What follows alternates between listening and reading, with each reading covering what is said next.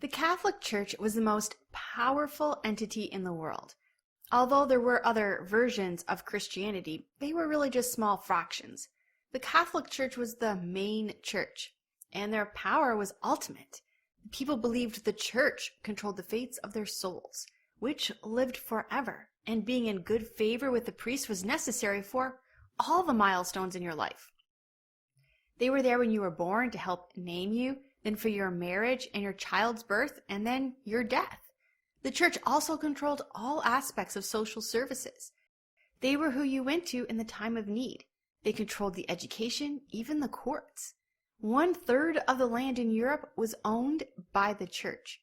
And the Pope claimed to be the ruler of Rome and therefore asserted authority over all the kings of what is today Europe.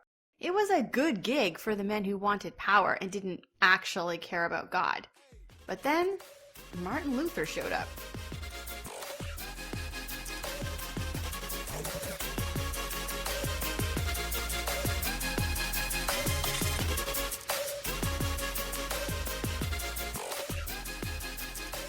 This is our second episode in the life of Martin Luther. If you're just jumping in now, go back and check out last week's episode. Luther is now at the University of Wittenberg and is also preaching to his own congregation. But Luther is struggling. He feels the weight of his sin, and there seems no way to lose that weight. He goes to confession on a regular basis. He's given up his life as a lawyer. He has left his family business behind. He has sacrificed everything.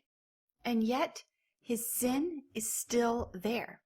A character we didn't talk about last week, who is actually really important to our story this week, is Duke Frederick. His land seemed unimportant when you looked at it from the point of view of kings or noblemen. However, from the point of view of the church, it held a significant role because the land held a church who had the ability to vote for the next pope. Because of this, Duke Frederick held some significance in the church. Duke Frederick had worked to make sure the church in his area was one people would come to visit. In order to do that, Duke Frederick had collected over 18,000 relics. Now remember, the church taught at this time to just look at a relic would take away part of your time in purgatory. So people were willing to pay a lot of money to visit and look at these relics. So that was the duke in the area where Luther was working. The cardinal in the area was a man named Albert von Brandenburg. Albert was an interesting cardinal. For starters, Albert owed money to a man named Jacob. In order to be a cardinal, Albert had to bribe his way into getting the votes. He borrowed that money from Jacob as a way to get his cardinal job, and he had no way to earn that money back. So here was Luther, preaching and teaching and studying the Bible amongst this duke and this cardinal. Luther spends his time reading the Bible, especially the books by Paul, and he reads in Ephesians 2, "For it is by grace you have been saved through faith, that it is not from yourself. It is the gift of God, not by works, so that no one can boast." We are saved by grace through faith, not of yourself. What could that mean? Could it be possible that the idea of seeing relics or giving to the poor or going to the confessions, that none of those things can save you? That it was God's grace and faith that saved you? This was the start of the belief, only faith. Martin Luther began to teach this in his church. He began to preach that salvation was only given by God's grace, and that it is faith and only faith that is needed. His congregation grew, and his message was one of hope. It's important to know that Martin was not the only one preaching this. There were other monks and priests that were also teaching this. Many in the church were unhappy with the corruption, and perhaps Martin would have gone down in history as just one more priest who was actually teaching the Bible in his church, if it wasn't for one man, John Tencel. John Tencel was a Dominican friar and monk, and he sold indulgences to raise money for the church they were building, St. Peter's. John came to town where Martin Luther was preaching. The indulgences that were being sold were pieces of paper that would show someone their sins had been forgiven. They could buy them for themselves or for a loved one that had already died. As soon as the gold in the casket rings, the rescued soul to heaven springs. John walked through town with his metal offering basket, and persuading people to give and therefore free their loved ones from hell or purgatory. Think about your loved one right now, burning pain and agony, and you can free them. One day, Luther heard of a man in his church who was poor. He had bought an indulgence for 3 marks. That's half of a year's wage. The indulgence would forgive the man and make him as pure as the day he was baptized. Luther was furious, and that Sunday he preached a message once again explaining that indulgences cannot save you. They were frauds. Salvation was through faith alone. The payment for heaven was paid by Jesus. If the Pope could forgive their sins, why would he not just do that out of love? Luther took an indulgence and right there in front of his entire church, ripped the paper in half. Luther still at this point believed in the church and thought that if the church knew what John was doing, they would stop him. He had no idea that the church was part of the problem, that the church knew what he was doing and they were taking parts of the money for themselves. Luther decided to tell the cardinal what was going on. Now remember, the cardinal, that's a guy named Albert von Brandenburg. Remember, he had borrowed the money as a way to get his cardinal job, and he had no way to earn that money back. So it was actually the Cardinal Albert who had called on John to come and sell indulgences, and Albert was taking a percentage of that money that John was getting to pay back his loan.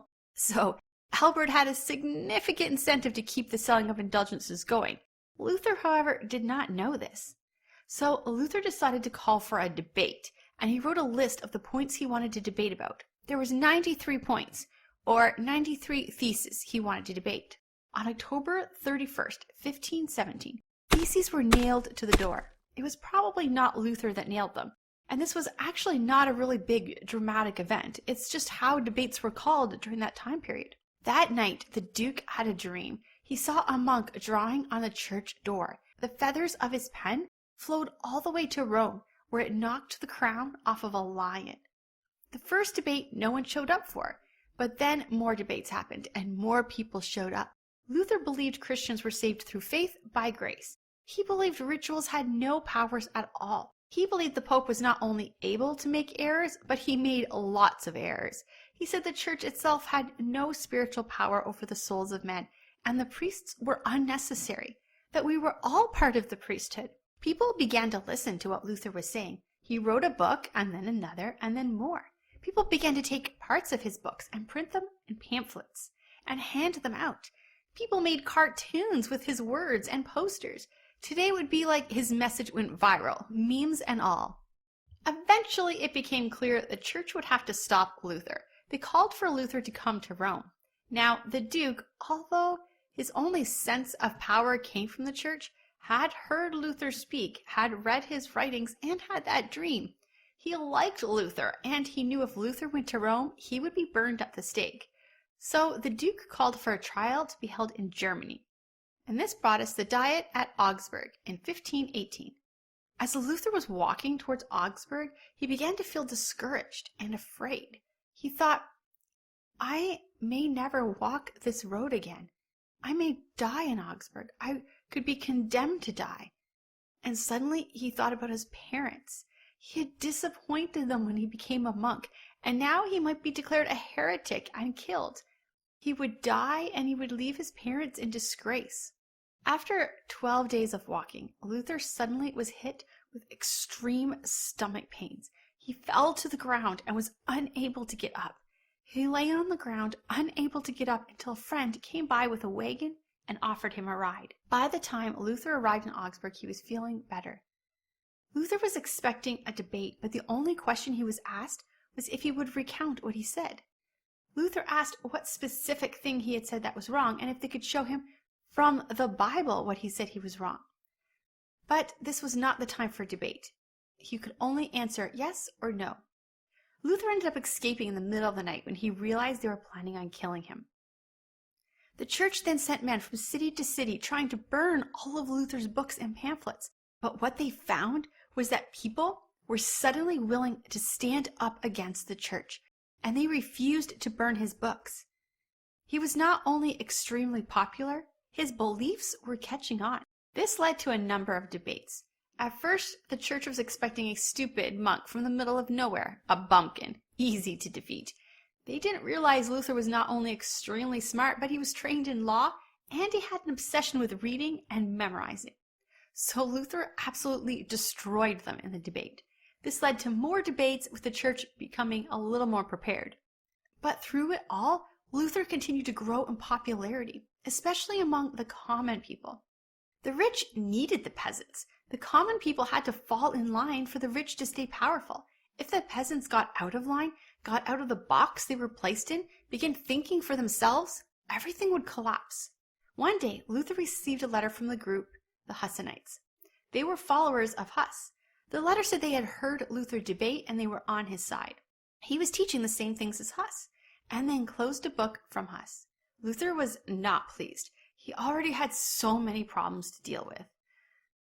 Really, all he wanted was to be a monk and teach his congregation and keep them safe from false doctrines. Now he was the face of this movement, and it was also overwhelming. If he was suddenly seen as being associated with this heretic Huss, that was going to make life even harder for him. He picked up the book from Huss. He had read it before when he was first studying to be a monk. He had been frustrated at the time because he was unable to see the heresy in it. He had thought that meant he needed to study harder. Now he sat down and read the book again, this time with a new understanding. As he read it, he realized Huss was not a heretic. He was right. He had said all the things that Luther was now saying. And suddenly, Luther stood up and said out loud, "We are all Hussites."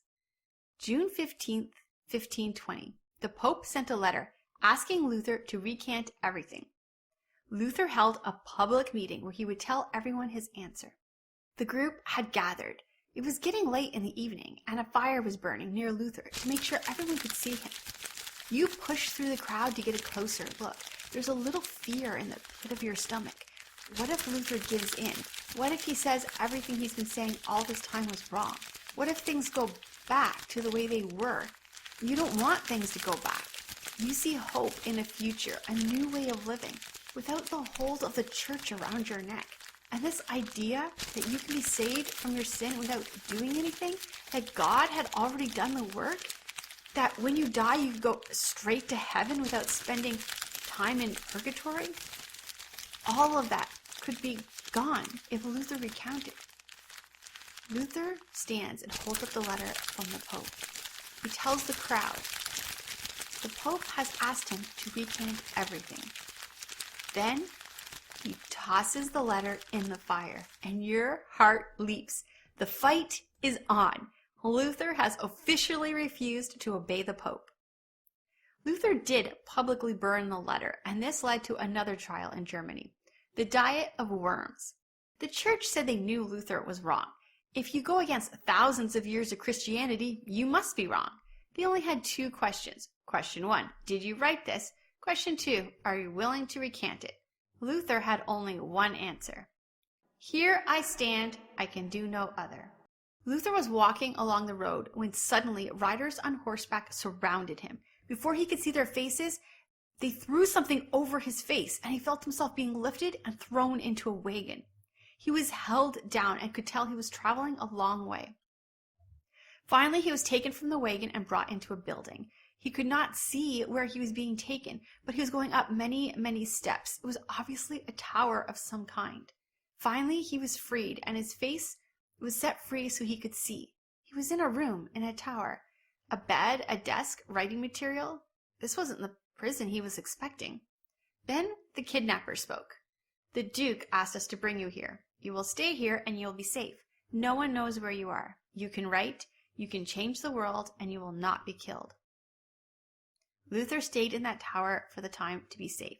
He wrote and translated the Bible into the common German for the people to read. Soon hundreds of thousands of Bibles were printed. People walked around with Bibles in their pockets. That was something that would have seemed impossible at the start of Luther's ministry. People were not only reading the Bible, they were memorizing it, and they began to call themselves Lutherans. And suddenly, just like that, the Pope, the cardinals, the church itself had lost the power it held over the peasants. And soon, the power that it held over the kings and the noblemen would begin to slip away. We're going to do one more episode on Luther. Remember, as we study through history, there's no perfect people except Jesus Christ. And every hero has a dark side and shows us that all people are sinners. Luther is no exception to this. In our next episode, we're going to look at the controversial aspects of Luther's ministry and teachings. In the meantime, for more podcasts, videos, and blogs, head over to lauraleesiemens.com.